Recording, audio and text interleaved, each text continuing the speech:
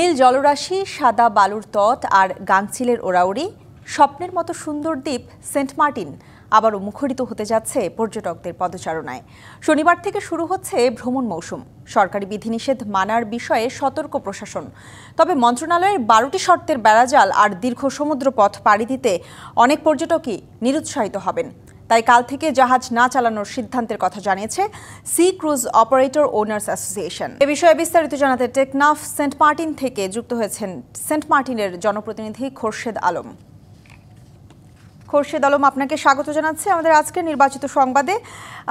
1 November অর্থাৎ কাল থেকে এই পর্যটকরা যেতে পারবেন সেন্ট মার্টিনে, কিন্তু সরকারের যে 12টি শর্ত, এই 12টি শর্তের কারণে কিন্তু পর্যটকরা নিরুৎসাহিত হচ্ছেন যে সেন্ট মার্টিন যেতে। সেক্ষেত্রে আবারও জাহাজ মালিক যারা আছেন তারা ঘোষণা দিয়েছেন যে কাল থেকে জাহাজ তারা চালাবেন না। সেই পরিস্থিতি আসলে সেন্ট মার্টিনের উপরে কেমন প্রভাব ফেলবে? আসলে এই জাহাজ আসলেও প্রভাবটা কেটে যেত, না আসাতে তেমন কিছু হবে না। যদি আসলে ভালো হতো। কেন ভালো হতো? এই পর্যটকরা হয়রানি হচ্ছে, এটা দুনিয়া দেখতো।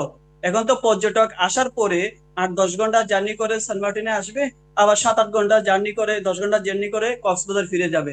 এত কষ্ট করে মানুষ কেন আসবে? তাহলে এদেরকে যদি রাত্রি যাপনের সুযোগ দেওয়া হতো তাহলে সেন্ট মার্টিনবাসী উপকৃত হতো, সেন্ট মার্টিনের যারা ব্যবসা বাণিজ্য করে তারাও উপকৃত হতো।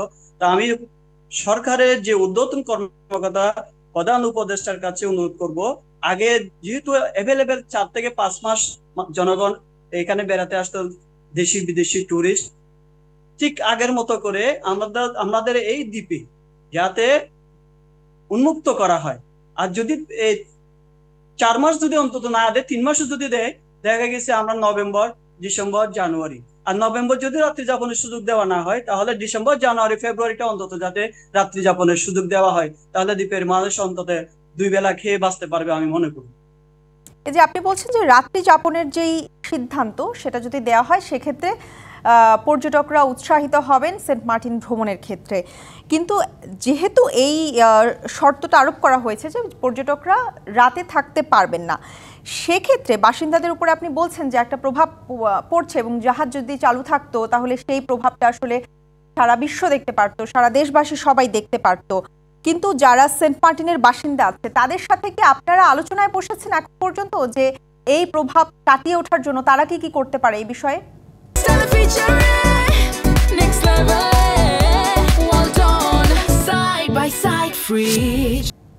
এই বিষয়ে আসলে আমরা পরিবেশের দোহাই দিব না। পরিবেশ আমরা চাই, পরিবেশও বাঁচুক, আমরাও বাঁচবো, সেই সাথে আমাদেরও বাঁচতে হবে। পরিবেশ আমরা না বাঁচলে পরিবেশ কেমনে বাঁচবে? আমরা বাঁচে থাকলে তো পরিবেশ বাঁচবে।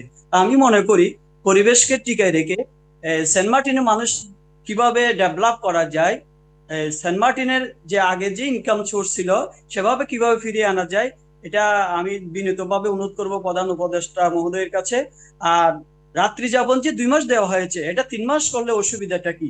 3 মাস করলে মনে হয় সবচেয়ে বেটার হয়। আমরা 2000 এটা বিধিনিষেধ মেনে নিচ্ছি, সরকারের যে 12 বিধিনিষেধ তাও মেনে নিব।